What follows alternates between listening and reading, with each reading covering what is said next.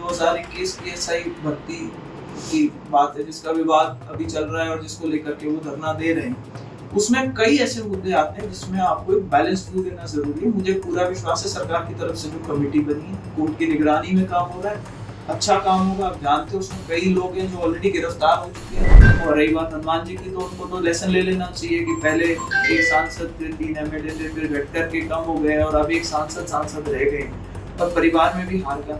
वो हर बार ये कहते हैं कि मैं जब भी चुनाव लड़ता था मैं जीतता था। एक चुनाव हारने के बाद में अगर उनकी मानसिक स्थिति ये हो गई है कि वो इस तरीके के बयान दे रहे हैं और दिए ही जा रहे हैं, रोज उनका एक ना एक बयान ऐसा कंट्रोवर्शियल आता है, तो कई बार ये सोचने में मजबूर करती है चीज आदमी को कि क्या ये मानसिक स्थिति जो है संतुलित है या नहीं। रही बात हनुमान बेनीवाल जी की, तो इतना ही कहूंगी कि उनका अभी जब विधानसभा के उपचुनाव हुए थे, उसके बाद उनकी पत्नी जब चुनाव हार गई, उसके बाद से उनके लगातार इस तरीके के बयान आ रहे जिसमें वो हर चीज को चैलेंज करने निकले। और 2-3 बार उन्होंने पब्लिकली ये चीज कह दी कि राजस्थान की जो भूमि है, जो कि आप सब जानते हैं और हम सब इस बात में बहुत गर्व महसूस करते हैं कि राजस्थान वीरों की भूमि मानी जाती है।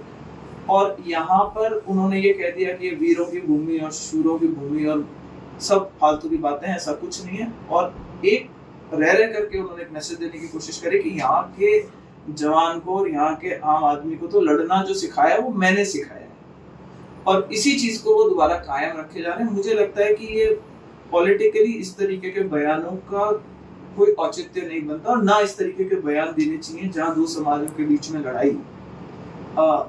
उन्होंने जो बयान दिया था वो बहुत ही दुर्भाग्यपूर्ण था और मुझे लगता है कि उनको इसके लिए एक सार्वजनिक रूप से माफी मांगनी चाहिए। उन्होंने कई लोगों की भावनाओं को आहत कराया, वो कोई एक विशेष समाज से नहीं आते।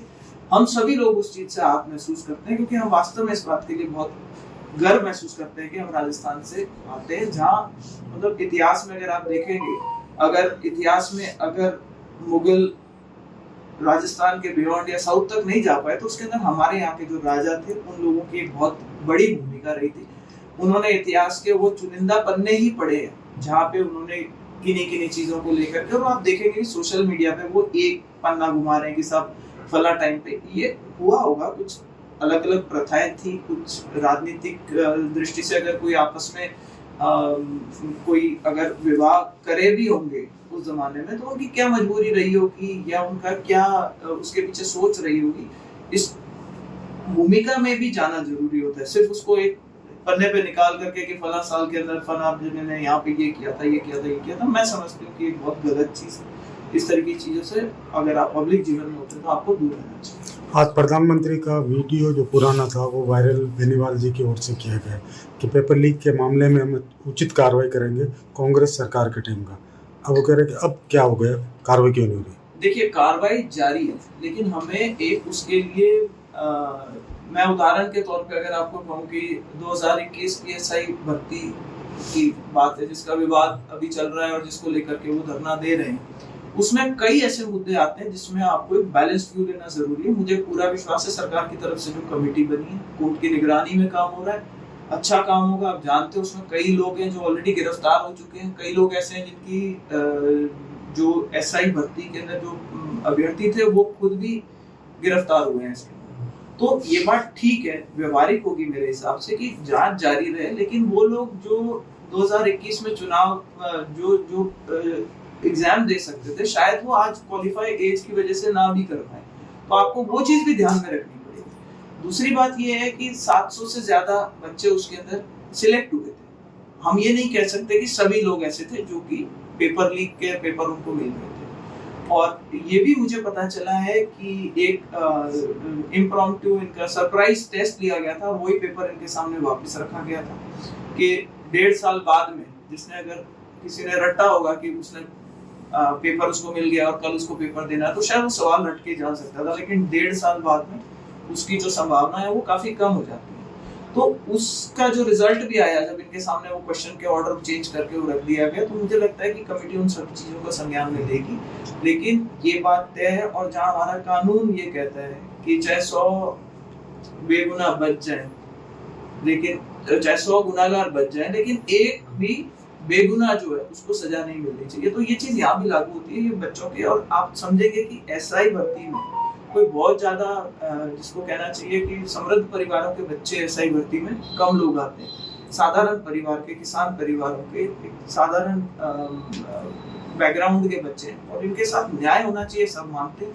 हम सबका मानना है कि जो दोषी हैं उनके खिलाफ जांच जारी रहनी चाहिए और मुझे लगता है कि जो सरकार की तरफ से बनी हुई कमेटी है और कोर्ट है उसके अंदर अच्छा संज्ञान लेकर के बैलेंस तरीके की चीजें निकालेगा। रही बात बाकी भर्तियों की, आप सब में देखेंगे कई लोग हैं जो आज सलाखों के पीछे हैं और आगे आने वाले समय में जिसका रोल उसमें आता जाएगा।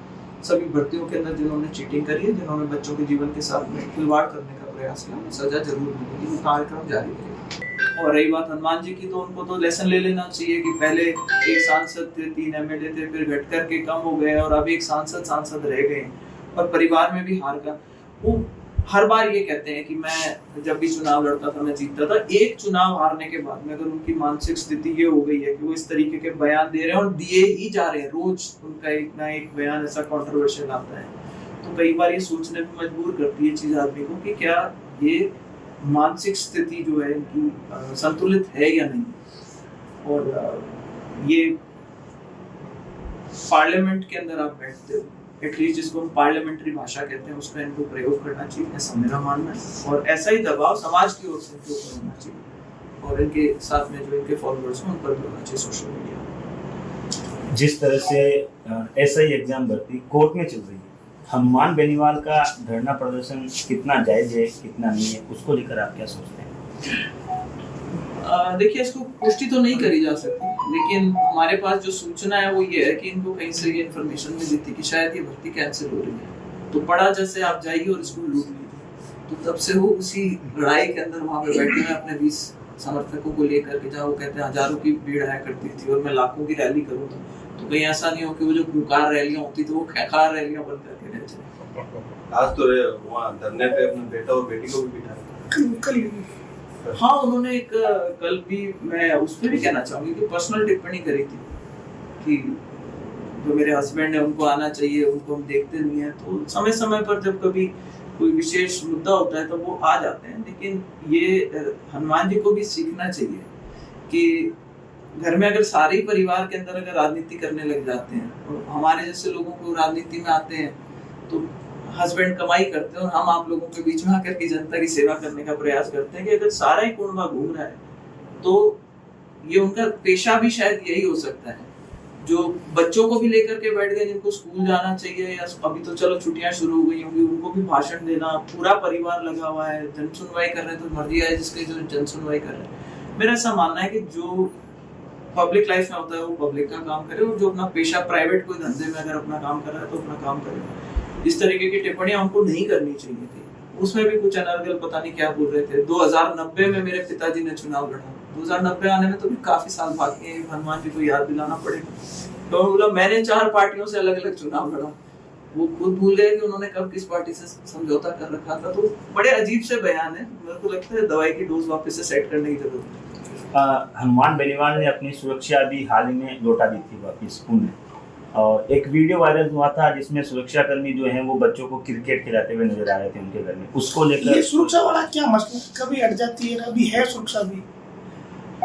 देखिए, ये तो प्रशासन की चीजें हैं कि अगर कहीं किसी को कहते हैं कि इनको थ्रेट है, कभी देख खुद कह देते हैं कि मुझे थ्रेट है, कभी कहते हैं कि नहीं मैं तो किसी से डरता नहीं हूँ। तो हमारे को खुद ही कई बार समझने में दिक्कत होती है। और फिर जब मिल जाती है इनको सुरक्षा, उसके बाद में बच्चों के साथ में क्रिकेट खेल रहे होते हैं, तो पता नहीं है तो हनुमान जी अंदर ही बैठे होंगे बाहर बच्चे के साथ क्रिकेट खेल रहे हो सकता है ये भी पॉसिबल हो। हनुमान जी किधर थे, इस पे मेन चीज ये फोकस करने की कि क्या उनकी रक्षा करने के लिए वो सुरक्षा कर्मी वहां पे उपस्थित थे या नहीं थे, अगर वास्तव में उनके जीवन को कहीं खतरा है तो।